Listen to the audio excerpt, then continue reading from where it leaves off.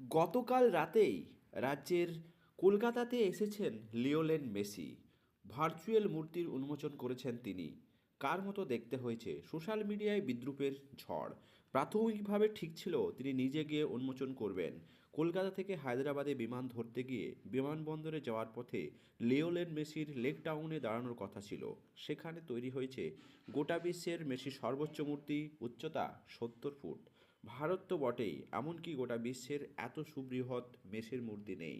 মেসির কলকাতার সফরকে স্মরণীয় করে রাখতেই বিধায়ক তথা রাজ্যের মন্ত্রী সুজিত বসুর উদ্যোগে যে মূর্তি তৈরি হয়েছিল লেক টাউনে বিগ ব্যানের ঠিক পাশে, আরও এক পাশে দিয়াগোদা মারাদোনা যে মূর্তি উন্মোচন করেছিলেন ফুটবলের রাজপুত্র মারাদোনা স্বয়ং। কিন্তু মেসির ক্ষেত্রে সেই দৃশ্য উপভোগ করার অভিজ্ঞতা থেকে বঞ্চিত হলেন কলকাতা।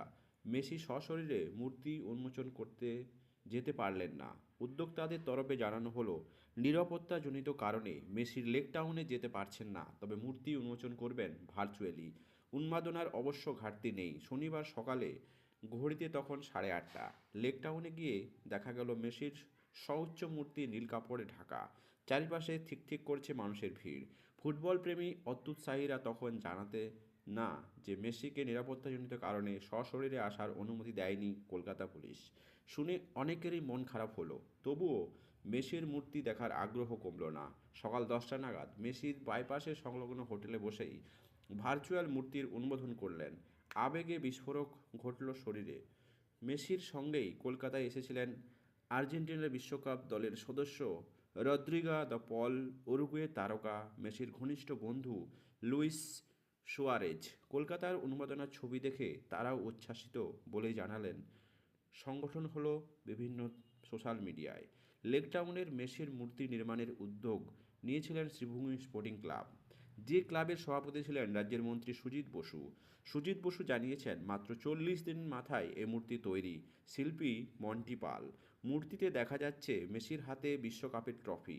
ফাইবার গ্লাসের তৈরি মূর্তিকে মজবুত রাখতে পায়ের অংশে লাগানো হয়েছে 20 টনের লোহার রড।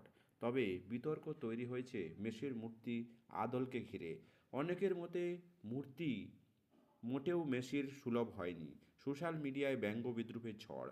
অভিনেতা ঋত্বিক চট্টোপাধ্যায় ফেসবুকে লিখেই দিয়েছেন, মূর্তি দেখতে ঋত্বিক রোশন খুশি হবেন। মূর্তি নাকি অনেকটাই বলিউডের তারকার মতো দেখতে। অনেকে লিখেছেন, ভাগ্যিস মেসি সামনাসামনি দেখেননি, দেখলে তিনি চিনতে পারতেন না নিজেকেই। যদিও উদ্যোক্তারা এই খুশি নিয়ে বেশি মাথা ঘামাতে নারাজ। তাদের দাবি, এত বড় মূর্তি নির্মাণ চারটিখানি কথা নয়। দর্শক, পশ্চিমবঙ্গের বুকে ফুটবল প্রেমীদের উন্মাদনা সববারই কিন্তু অন্যরকম।